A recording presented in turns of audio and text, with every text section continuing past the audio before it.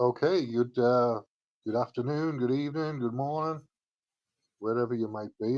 My name's Dennis, and you're listening to and watching Free Association. So it's an evening of metaphysical speculation, which is myself and Dr. Lenny Time, who's with me now. How you doing, Lenny? You okay? I am okay and looking forward to the conversation. All right. Well, as per normal, I didn't prepare any topics or anything, so we'll just take it from where we start to wherever we end up and see what happens. I thought we did have a topic that we were going to talk about karma and how All right, karma we could do, yeah. influences the event stream. We could do, yeah. That's it's the model I was the model I've forgotten. Who's the guy we were talking about? Who's Cliff the guy who came High. up with the model? Biff High, that's the man. I watched his Substack video, uh, and I was mightily impressed with it. So I thought we'll do that for the first radio show, but we can do it here as well. That's no worries. So the model, just to give everybody an idea of what the model actually is, uh, and it is just a model. It's not. We're not saying this is literal or anything, because I'm not 100% sure that karma even exists. So by talking about karma doesn't necessarily mean that I'm endorsing the idea that karma exists. But we've got to talk about it in a way that makes sense. So we've got to use the language that, in this case, Cliff High uses and a lot of other people use, without necessarily defining the language or whatever. But we'll start from karma. We'll start from the assumption that, for the sake of this conversation, karma exists, and we'll go from there. So with Cliff High's model, he's got a big cloud of collective karma, which is collective thoughts and actions. Basically, it's thought processes and history. I think of karma as history. So anything that might be, like, anything that physically exists is some kind of karma. It's some kind of manifestation. It's some kind of effect based on a cause somewhere else. So you can say karma is the cause and the effect, or you can say karma is the cause. I think I'm Well, defining it.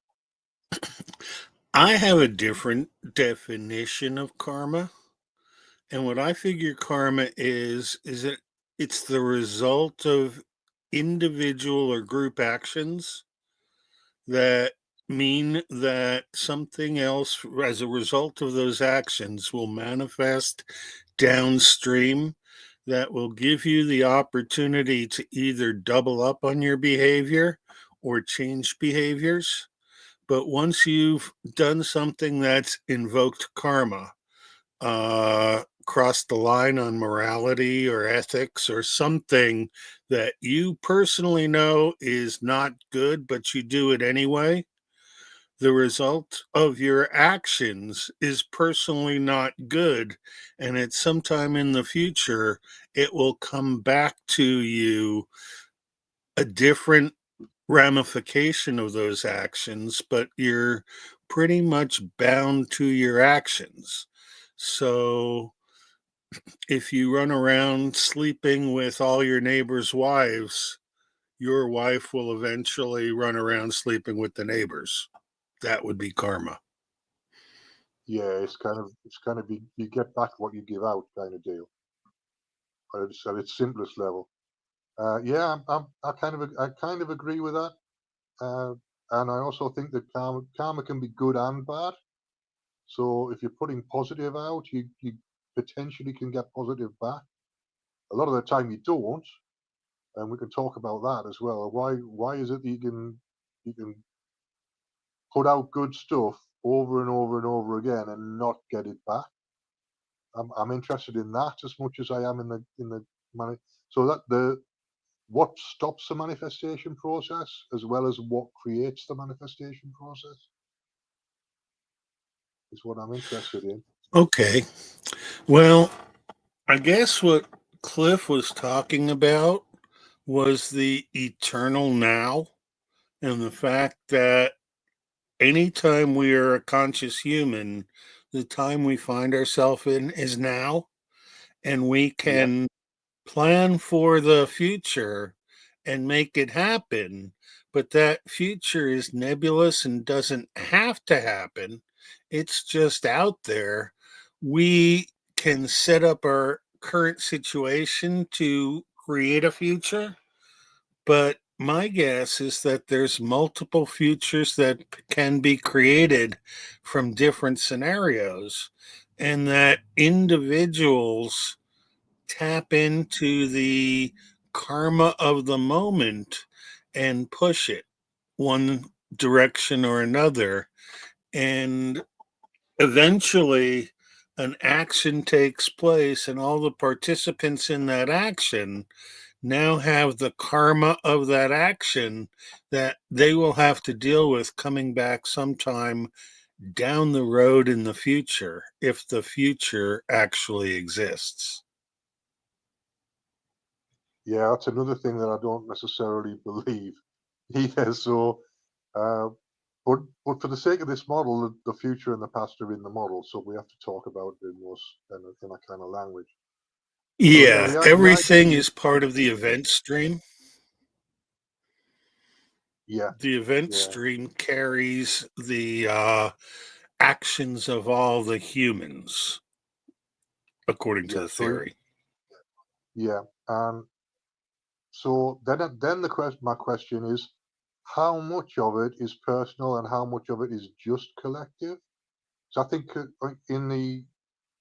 in the old way of thinking about it, so in the astrological way of thinking about it, astrology is kind of a measure of what will happen through your life based on reading symbols in a chart. So it's a measure of your potential karma, effectively. So it's telling you what is potentially buried underneath your existence.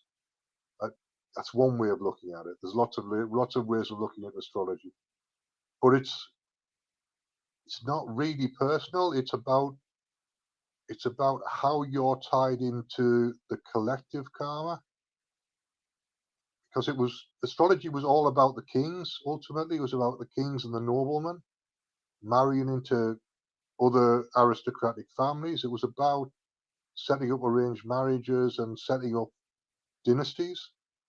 That's how they used to use it. It wasn't particularly about personal charts. So, I mean, as an astrologer would look at the royal family chart. So you would look at what would you look at the coronation chart or whatever the the initiation, whatever the first point of that process was. You look at that and then you do a chart from there, from that date and time. So you're always looking at here and now, but you're using it to project forward. What was my It point? always, My point, go ahead. yeah, my point with that was that it's not necessarily individual karma; it's collective. Well, I find astrology interesting and entertaining, but I don't bank on it very much. I find that the constellations and the stars have a distinct human meaning, but the fact that those constellations never change within our lifetime or many lifetimes leads me to believe that the current model is broken. Um, on the other hand, I've also looked into something called human design, and human design and astrology work hand in hand.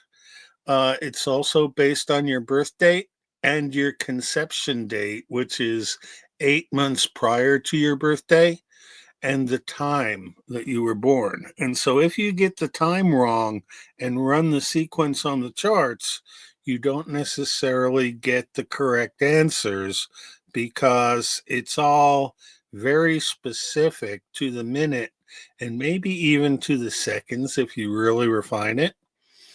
But it gives us humans a working model in which we can develop a personality type.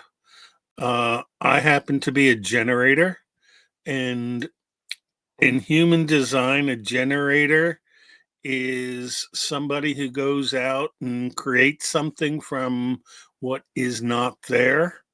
And I find that pretty much is a good description of me.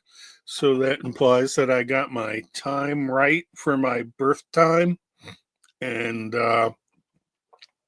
it was interesting because mom didn't remember the birth time, but I sort of narrowed it down over several conversations to 2:03 in the afternoon.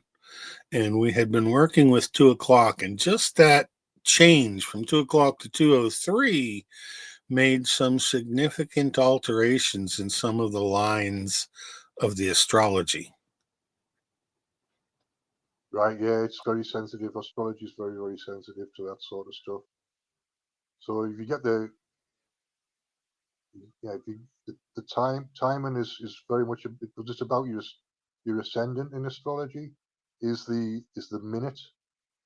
So that, and it changes by literally by the minute. Well, And if what you get the what you're looking at really is planets and stars in different houses.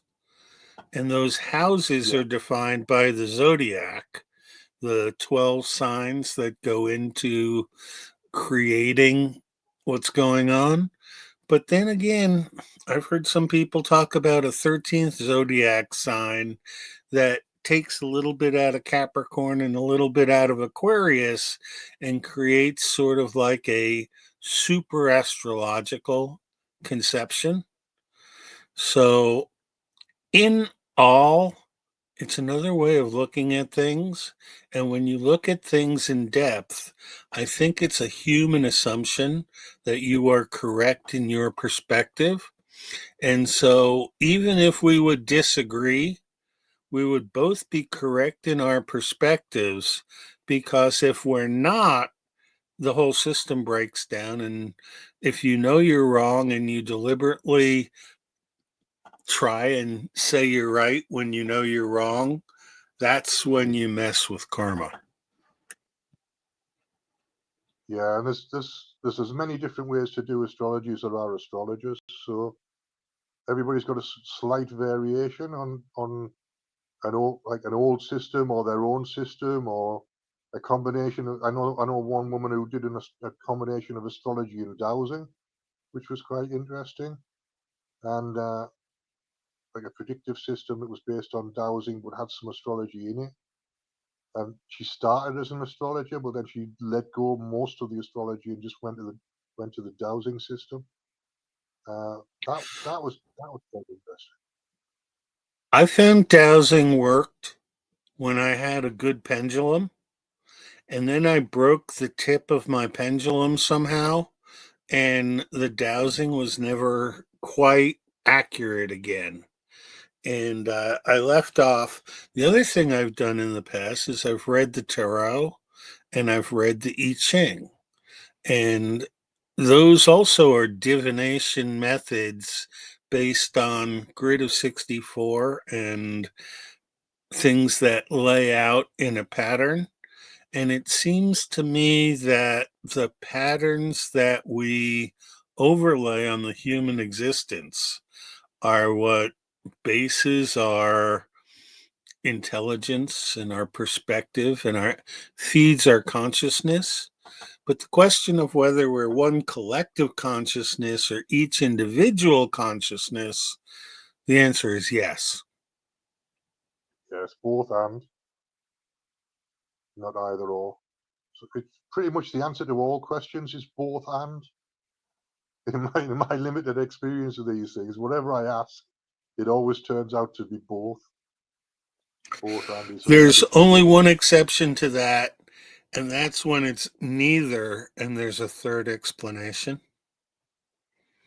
And a lot of yeah, times it's like flipping a coin and having it end up on its side. It's not going to happen in real weight perspective, but it is an option to the universe to just make everything different and start from a different perspective. Yeah, I mean, I'm much more interested in dowsing now than I have been, but I'm still not really there. It's like I was interested in radionics for a while, and I looked at radionics, and I thought about buying a machine, and I didn't actually buy the machine. Well, I bought a version.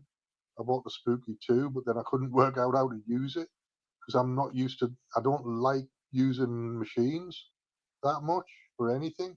I'd rather just do it myself, and if I can feel it in my body, if I can, it's like if I can feel the energy, and I know I'm projecting energy in the right place, and I know my attitude's good, and I know everything's in the right perspective for a good quality healing session, then why would I need a machine? It's always been my approach. So then I thought I'll look at radionics, and radionics has got machines involved in it, but it's just a way of calibrating what people are feeling. It's just a way of reinforcing what people are feeling, so that their intentions reinforced to me. So I don't think the machine actually does anything anyway. It's all mind, and then the machine reinforces it physically because you can see it on a dial or whatever. My education in chemistry was tuning machines to be properly reflecting what they measured and then looking at the results of their measurement as a detector. And at Yeah, the time when I was young, that was the way you did chemistry was you did measurements on things and then you looked at the results of the measurement and you made conclusions based on the theories that had been presented by others. And if the conclusion fit into the path, it was treated as correct. And different machines had different effects. Over life, I've learned that I'm a better uh, interpreter of data than the machines are. The machines can collect the data, but they have no way of interpreting the data. And that yeah, as humans, what we do is we interpret data and move on. And later on in time, if time exists, we can modify those conclusions based on newer evidence. But if we give up on an idea that we held because someone else sounded like they had a better idea, or some of the evidence that we saw was skewed and pointed at us in a different direction, that becomes the norm. And what we believe is what we get from the karma in the experience field. If we don't believe something, but we use it anyway, then that karma starts impressing on the actions. And I don't know, sometimes sometimes it builds into something that directly affects a lot of people, but in our own individual way, we all determine our own karma. And I don't know that we see it clearly from our own perspective. I think karma might be something hidden so that you get what you deserve, but you don't have an impression that it is deserved. Um, People do things for all sorts of reasons, and whether they're correct or incorrect usually is insignificant. But I'd rather get things correct and work from there than have to work with something that's not correct and go back and fix it later on. yeah. It makes sense to do it that way.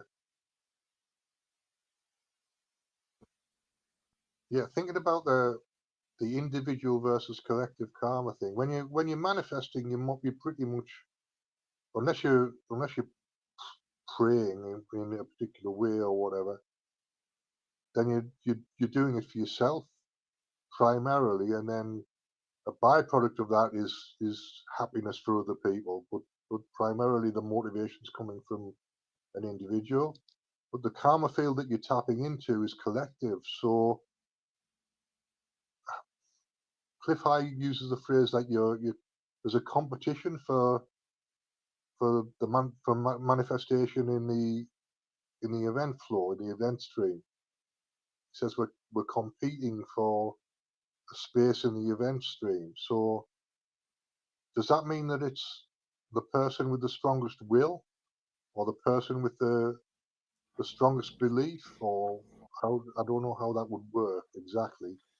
I know how it I works for me, but I don't know how it works generally.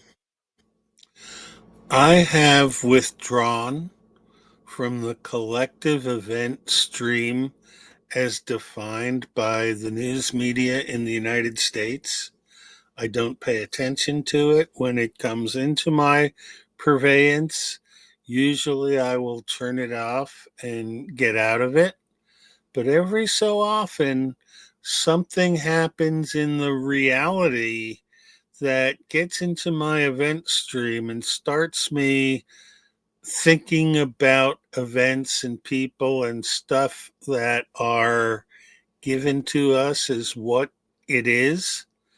And now that we've got AI and it comes out and gives us a different perspective on looking at the same things we've looked at, because it's like if we memorize a deck of cards and then shuffle it, the deck of cards has a different order after it's shuffled than the original that we had. At this point, if I don't accept something, it's not in my field of view. And so I don't really think about it. I use the things that are in my field of view to align my senses and endeavor in my actions. I had some real problems at one point when what I had learned about water in the science of chemistry and what I learned about water in the application of chemistry to biology no longer was the same results between the chemistry and the biology.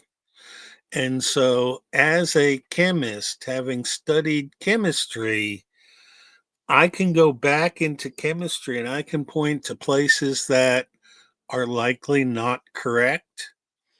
But because that's the prevalent mood of the collection of scientists who do chemistry, I would have to write a paper and demonstrate my perspective and have other people hop on board and change their minds when, in fact, it doesn't require them to change their minds. They're set in their perspective and it works the way they think it does for them.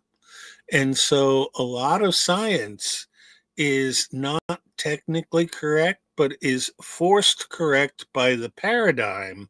And if you go out and start shaking the paradigm, you draw a lot of wrath from other scientists who don't, they'd rather argue your results and bring in other methods. And at this point, I don't participate in academic science because it's not, it's no longer technically correct.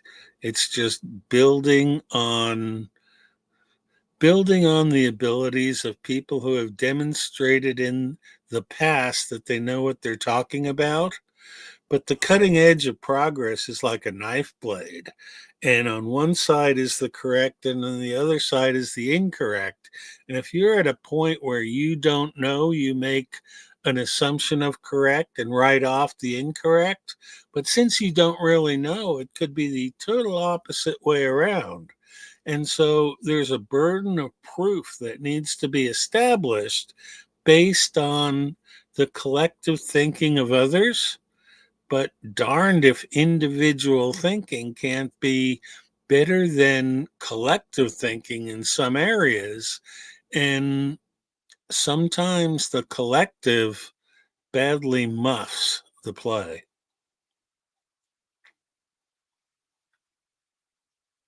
Yeah, and there's kind of the collective limits what individuals can do effectively. You look at somebody like Giordano Bruno in the 15th century, 16th century, whenever it was, where he was imagining planets going around stars and planets with life on them. But because it was the 15th century, it was it was like completely un unreasonable for him to do it in the situation he was in because it was the Catholic Church in charge, and they wouldn't even have anything contradicting what was in the Bible at any point ever. So he ended up wandering around Europe for years and years teaching at universities, but he got burnt as a heretic in the end. Was he a contemporary of Da Vinci or was he later?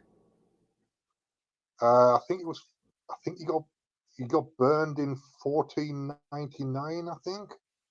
So he was before Da Vinci. Da Vinci was Yeah, it in was. the mid 1500s, and it wasn't until, oh gee, turn of the 18th century, 1700, when Isaac Newton and a few other people really set down what the science was. But in the mid 1600s, Galileo proposed that the planets rotated around the suns just like Bruno had, and he was fed some hemlock as his reward. Yeah, he was Hemlock basically. being a poison and taking him out of the event stream. Yeah. So there's a collective limit on what individuals can achieve. I think. Well, it's an obvious thing from history, but you can still do a certain amount, and you can still kind of generate or produce or manifest a certain amount of your kind of individual. That's another thing. It's an individual karmic process within a collective process. So although you might be manifesting what's coming from you individually, it's still in the context of the society you're growing up in. So you've only got access if you're creating an invention or you're writing something that's never been written before. You've only really got access to what's around you to be able to do that. So you can only reference what's available at the same time. That, But because you're that collecting. it brings a question of if there's multiple time streams depending on individual action. If you can bring something from a different time stream, an idea or a piece of writing or something, and cross it over to this time stream, you can invent something new that really was already invented in the world in a different framework.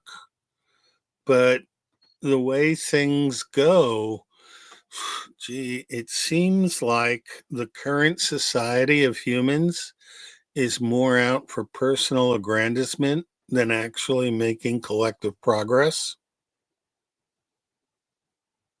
Yeah, but then if you think about it, if everybody's got their individual point of view, that you can kind of assume that everybody's got their own best. Well, you can't really assume this, but if everybody's got their own best interest at heart, or at least in principle, even though there might be a lot of things getting in the way psychologically or socially or whatever, there's at least in principle there's a movement towards uh, being in a better place individually. Does that not translate into a collective being in a better place as well eventually? I guess it depends on how big your collective is. In extremely small groups, it's easy to get a group of people motivated and do something different because of the motivations of the individuals involved. But as you continually add people to the size of the group, there is more individual perspective and less common perspective. And setting up a common perspective that everybody agrees with runs into the problem of individuals coming up with thoughts that supersede the previous accepted normals.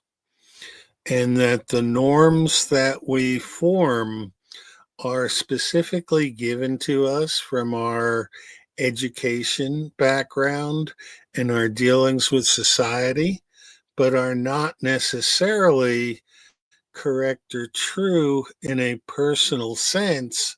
We accept them because that's what we're given. But if we don't accept them, we can get by and just deal with the consequences. Yeah, it occurs to me as well that in terms of limitations of karma and such like, when we're talking in a philosophy group, it's clearly understood that we're just talking about ideas. We're not talking about the application of those ideas, and that's what makes it. I suppose that's what makes it safe for everybody else. Because there's a lot of ideas in a philosophy group that, if you applied them, would not be safe, would not be necessarily positive for the planet, for the world in general. But talking about them's all right, and talking There's about them is kind of a there's a lot release to be said for that. Go ahead.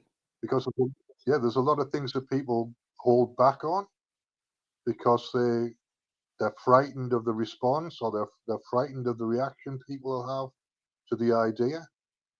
So if you isolate the philosophy group as just a group about ideas, not about application, then you can talk about eugenics and you can talk about um, other things that might not be acceptable in polite society. And you can look at all the angles, which you've got to do in a philosophy group. You've got to look at it all from like multiple angles and analyze it to death, basically, before anybody draws any conclusions. A lot of philosophers disagree with each other, and there are basic concepts in philosophy that are still open for debate. But there's no question that philosophy underpins other professions, and that people who have weak philosophy don't necessarily make the best decisions when they arise within their purveyance of conducting things. But there's a there's an overall collective event stream that follows a narrative within a paradigm, and we as humans have been given this paradigm that, I don't know about you, but I don't necessarily agree that it's the best paradigm for me or other humans. But that's the way it goes. If I want to live, I must go out and earn income. The income stream is controlled by large corporations that do not have a philosophy, but are set up to increase the amount of money they make, not necessarily increase their production of goods or services, just increase the bottom line. And this focus on the bottom line in modern society is something that I'm really not interested in arguing about nor following. I don't need to take every action of mine and look at it at how to generate an income, but darned if people I deal with in real life feel that way, that everything they do, if it doesn't generate an income, they shouldn't be doing it. And the reasons for generating income differ totally from each individual. But it's a rigged system that doesn't play by its own rules. And to me, I'd rather function in an imaginary system and create rules that are followable. And in no way am I trying to implement a different system. What I'm trying to do is come up with alternatives that are viable to the current system so that if and when this current system breaks, we're not stuck with pushing a button and rebooting the same system. Yeah, which ultimately that's where the new way is. It's a discussion forum with some potential for application later on down the line. Yeah, it's actually part of a game of existence, where existence is a one player game that each of us play, and we try and make it through the world, and there's many different metrics to keep track of. And when you're in the game of existence, the goal is to be able to take your next breath.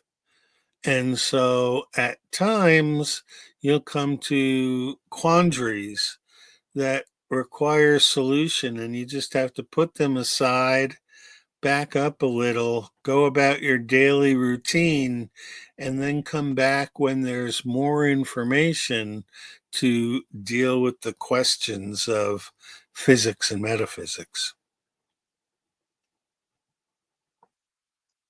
Yeah, and you can only make the decisions when you've got enough information to be able to make a good decision ultimately. And you're not always going to be given that information when the decision has to be made. So some of the time you've got to make an educated guess or whatever as well.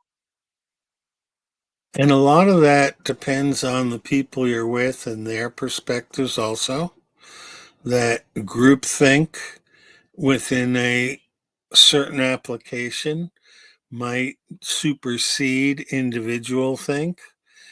People get together, talk things out, then they have a vote, and the group decides to do the results of the vote. And on occasion, that will chase some people out of the group if they don't get their way. But in reality, it's a good way of keeping an even keel. And I'm not even sure that this reality is real is to what we have explained. It would be easy to think that if they are introducing serious AI now, that they've had it for the last 50, 60, 100 years, and if they had real AI functional at the time of development of television, all those 60 sitcoms were programmed to make us think in a certain way. And whether we bombed Hiroshima or landed on the moon or had a Challenger rocket explode, those are created by the AI to put events in the stream to shape the perspective of all individuals, not necessarily for the better.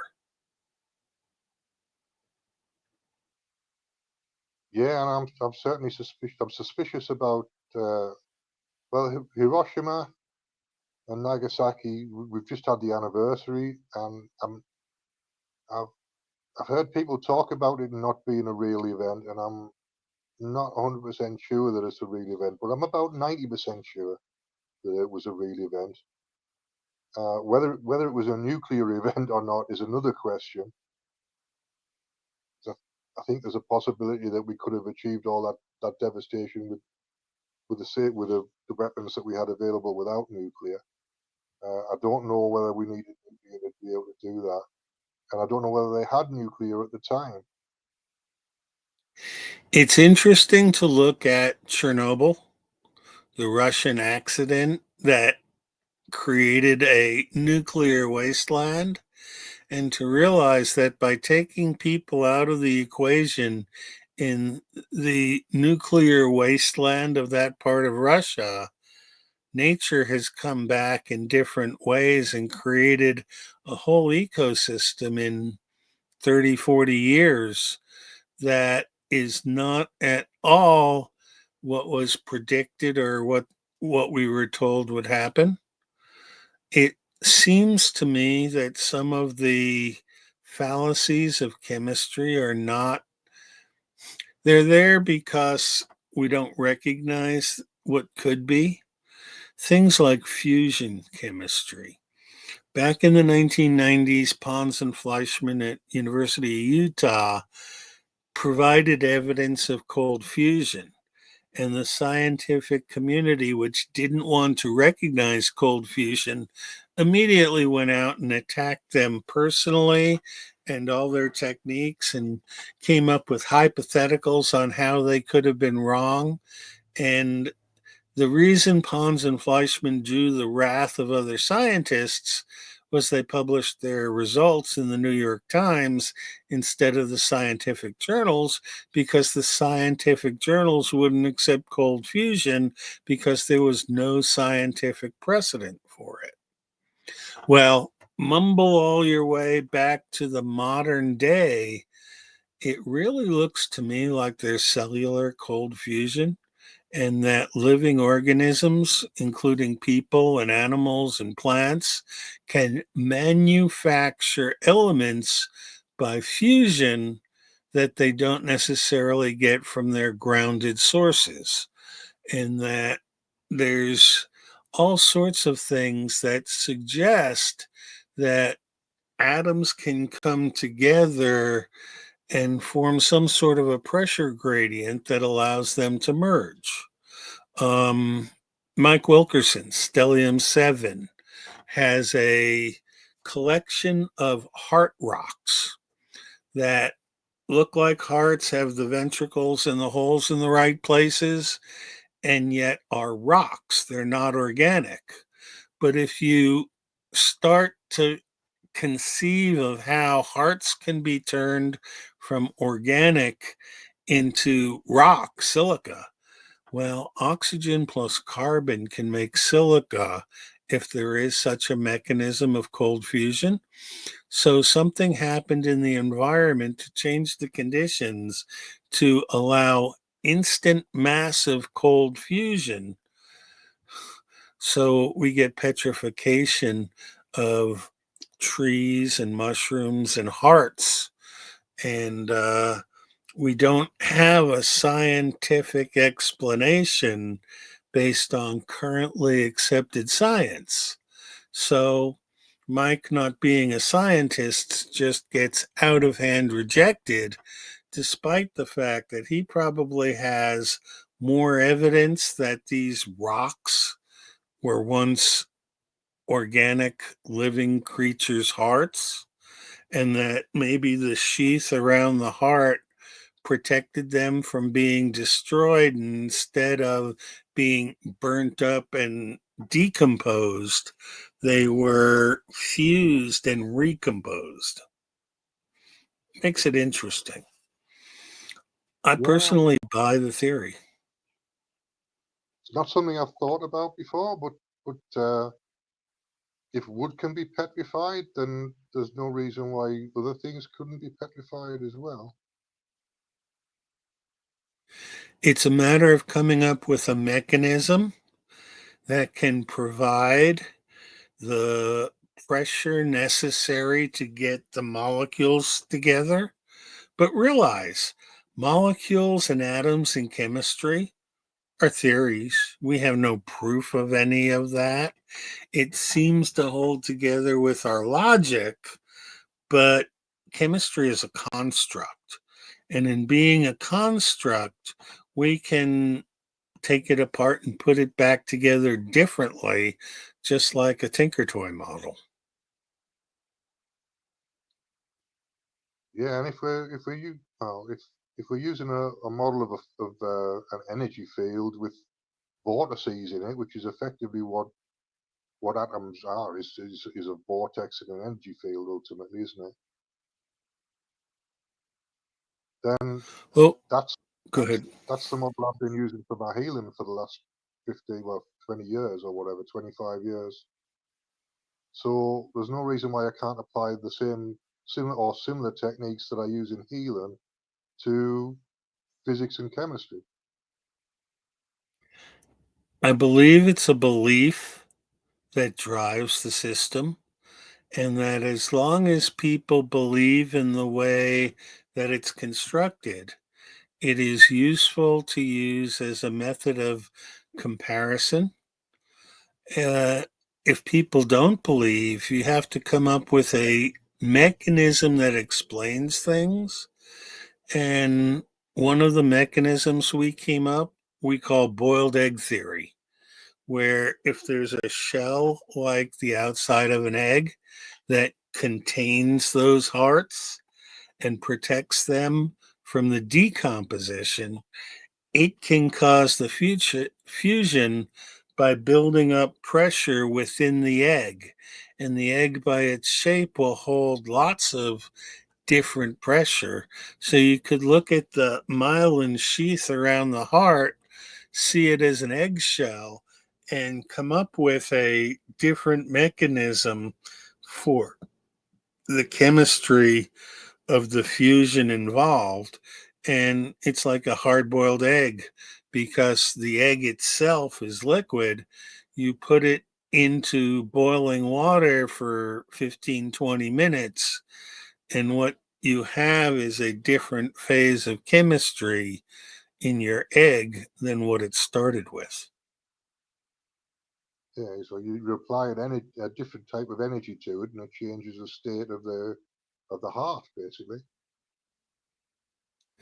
There's also a question I have concerning what is accepted as energy. And energy happens at a frequency, but the frequency is not the energy itself. It's just the combination of the vibrations into the waves that come about from the actually, it's the interaction of the atoms to make chemical bonds. And so we have different methods of looking at that. Those are the chemistry tinker toys that I learned to use back when I was in my 20s and 30s.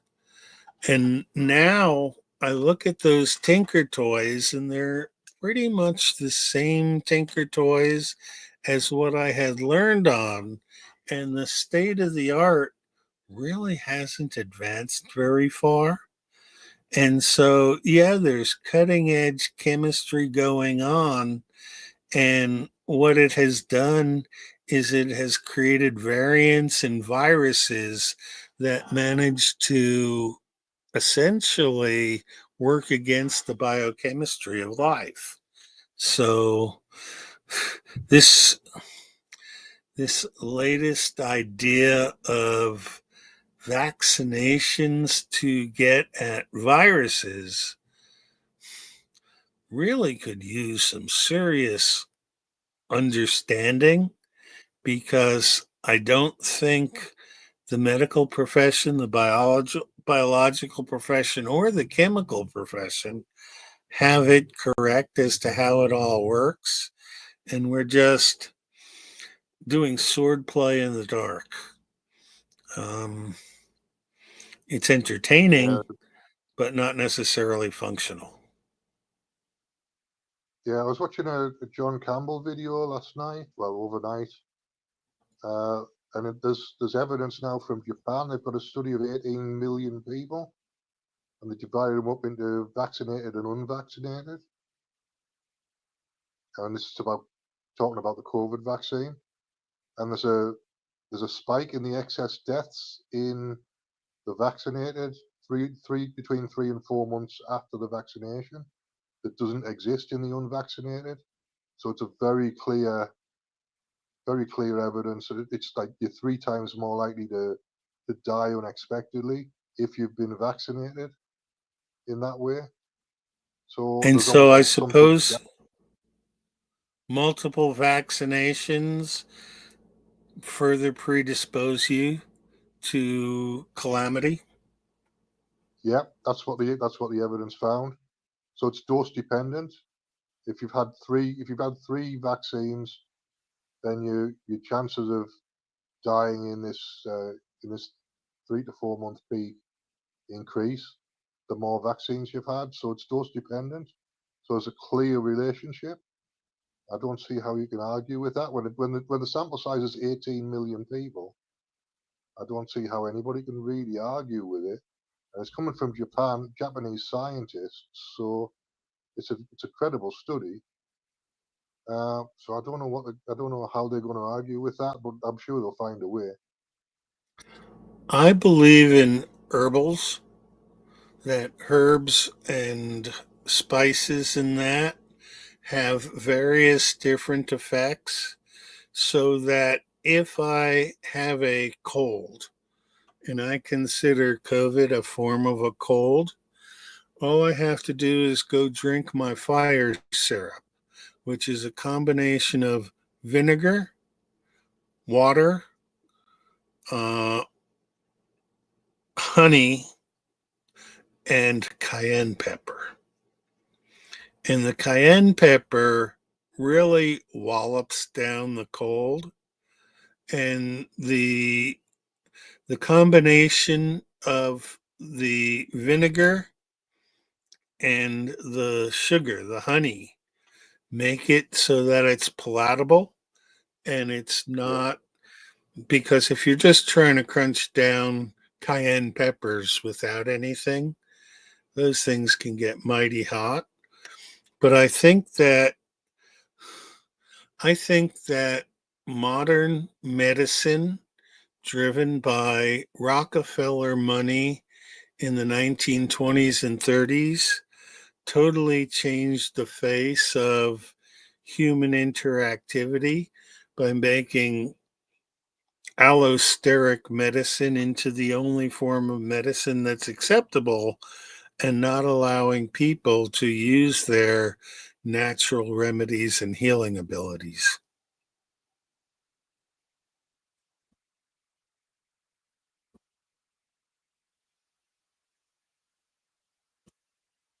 Here we have a yeah, second Dennis Barker. yeah. I dropped out for a minute, but we always end up with a second Dennis Barker somewhere down the line. There we go. That's a bit better. We're starting to approach the end of the show, Lenny. So, just do you want to tell people where they can find you online if you're still online anywhere? Yeah, I'm online on Minds as the Mad Doctor Time. I've got my own blog site where I go into some theory of group theory at newway.com, where new is KNEW and way is WEIGH. And so the new way is to take everything we thought we knew and weigh it again. I still have a presence on X, but I really don't use X at all. I just go in there to check and see if the people I used to follow have done anything new and entertaining. And then there's Discord.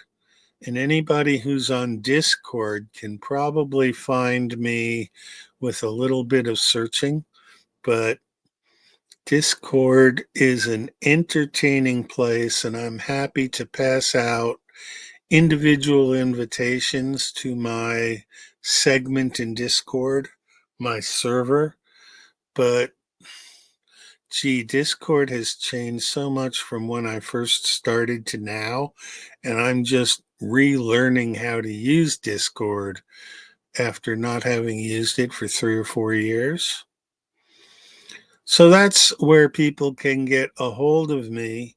I'm happy to have continuing conversations on any topic. And the more out there the topic is, the more I like to listen to the theories. Why don't you tell Yeah, people where we can find you, Dennis? but I'm on all sorts of places. I'm on Twitter as Dennis Barker. I've been there since the first day Twitter started. I think maybe I can't remember how long ago it was. 2007, I think it was. So there's no numbers or anything. It's just Dennis Barker. I got my name before anybody else got in there. I'm obviously on YouTube. on Rumble as radio projects, and potentially there's going to be a radio show on Revolution.radio coming up in September. We're waiting for confirmation of a time slot for that. So when that happens, I'll be promoting that as well. But at the moment, you can find Revolution Radio on Revolution.radio is the URL for it. But they're on Discord as well. There's a Revolution Radio server on Discord that you can find, or I might put a link on here into the Rev Radio server once the radio show's confirmed. Yeah, I was in Studio B on Discord for a bit, couple weeks, and then it disappeared. So I guess somebody decided that me not being a host on Rev Radio, I didn't need access to Studio B. But we'll get there when we start broadcasting, and we'll look at the cast of characters that we assemble and have some good deep conversations that go in many directions.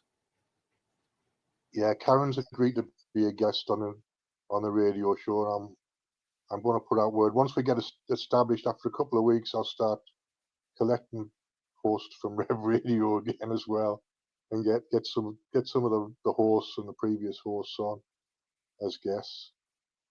But I'll probably wrap that up at this point.